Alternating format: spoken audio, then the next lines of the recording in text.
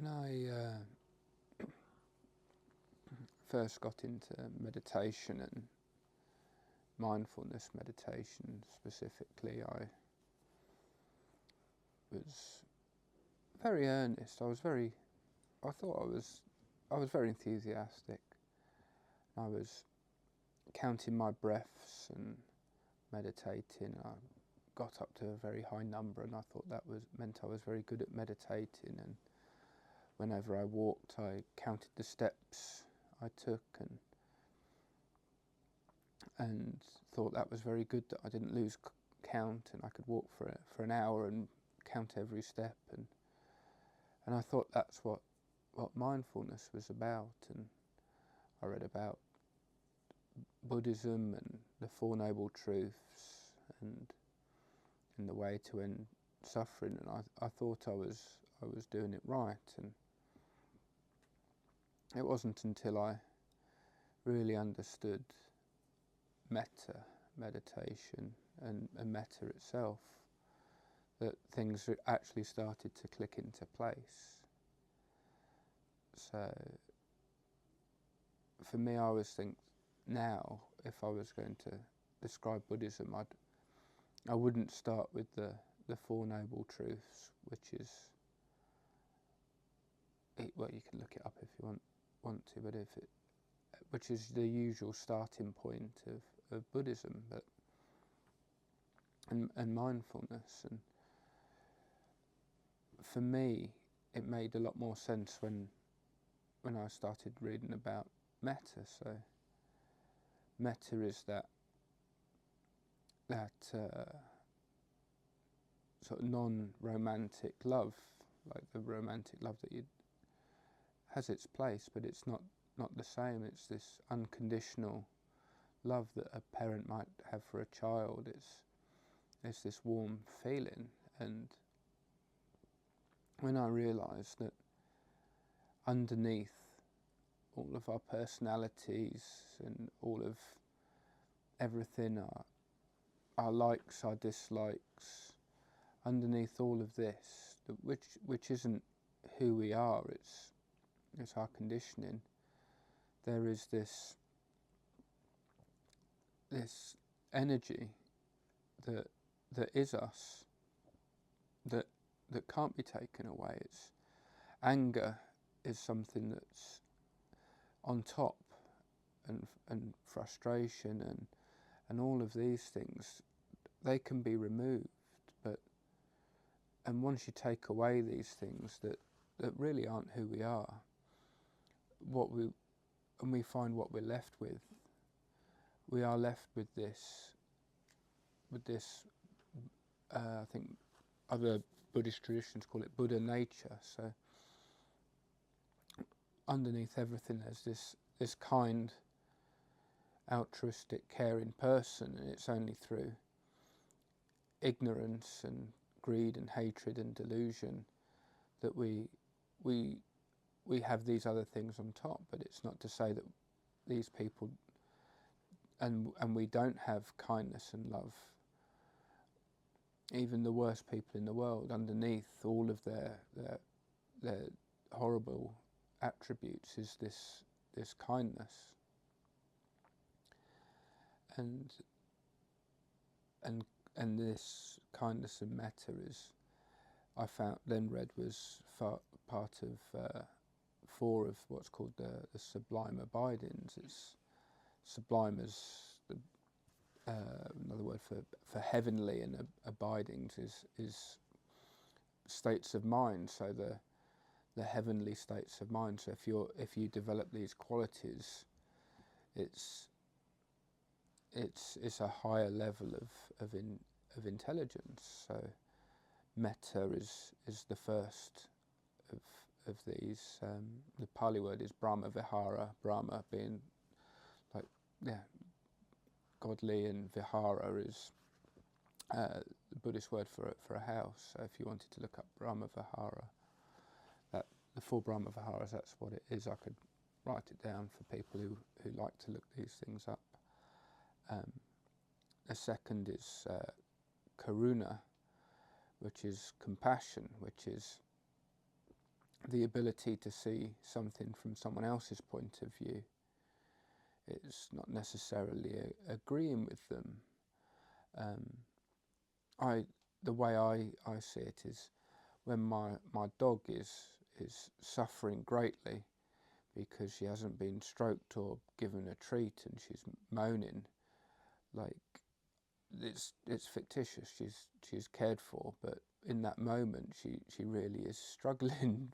and while I acknowledge that there's no real suffering there, I see it. I realise that for her it is real and it is suffering, and that's what the Buddha talks about, suffering being ignorance. And it's so easy to see other people's suffering as self-made, but our suffering seems different. Our suffering seems more real than other people's. And whenever I start suffering, thinking how I don't know, singing the Alex blues, I think of my dog and how she cries and complains when she doesn't get her 5th treat or something. and that ability to see her suffering from her point of view is karuna. So there's metta, karuna. Then the next one is mudita, which is sympathetic joy, which is the spontaneous joy that arises from the good fortune of others. So when you hear a friend has passed their driving test or has won the lottery, our first thought is how good for them. And my teacher, when I was in the monastery, said the true test of mudita is if you're driving along and the traffic light turns red for you and you have to stop, and then you see someone just go straight through opposite on a green light, and your first thought is how good for them, what good luck did they have, rather than, oh, I've been held up by a red light. If your first initial thought is how good for them, then that's quite a high level of spiritual attainment, because it's quite hard to not have that. It's so easy to think of ourselves first. Why has this red light happened to me? Doesn't the traffic light know I'm in a rush? But if that spontaneous joy for someone else's green light exists, then we must be doing something right. And the fourth one is one that I've really took another number of years to really understand, which is upekkha, which is equanimity, which is even balance. And I don't think I'm completely there with understanding it with the way I understand everything else, because I struggle to explain it so easily. But it's even balance of mind. It's not getting carried away with good or bad. So it's the ability to acknowledge good and bad without being carried away, without thinking that how it is now is how it will always be. So when something good happens, we can get overexcited, and it's not that we don't want to acknowledge good things, but it's when we get carried away, and when bad things happen, we can cause ourselves suffering. So I often thought of it as being cold-hearted when I saw people that had a lot of upekkha, and if they watched the news, they could quite happily watch the news and see horrible things happening to people, and it was like they didn't care.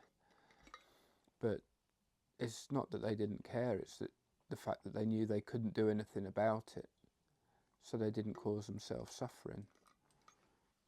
And that's quite hard it was really hard for me to understand. That's the hardest thing for me in my journey, understanding the importance of upekkha, and so as I'm growing in my knowledge of this, I realise I'm causing myself less suffering, because there's no medal to be won by being miserable about other people's suffering.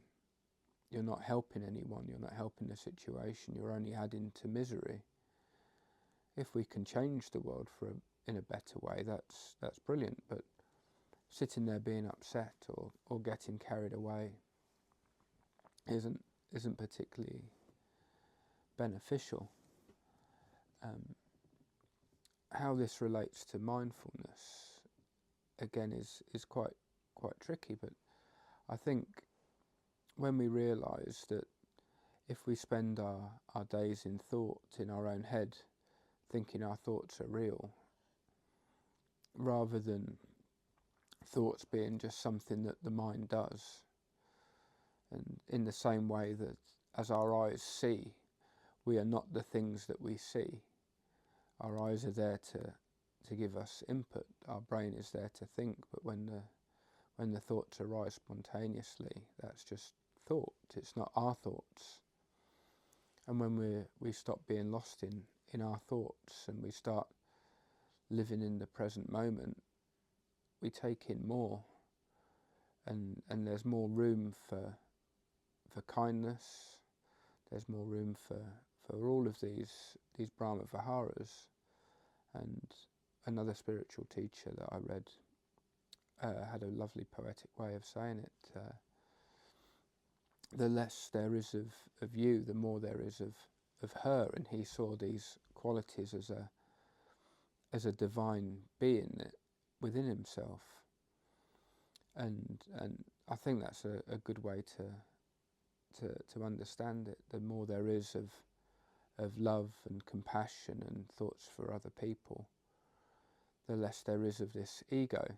So when Buddhism talks about the death of the ego, we don't need to get rid of it, but having slightly less time dedicated to our thoughts, and instead just an emptiness, allowing us to see more and feel more, that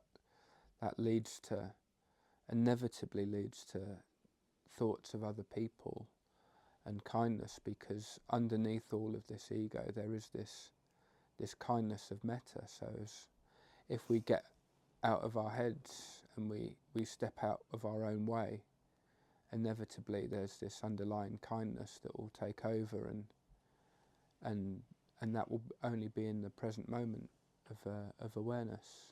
So I think that's a nice place to finish on. Thank you for listening. Anumodana sadhu. I'm happy to answer any questions that people may have, and if people want to just discuss things, feel free.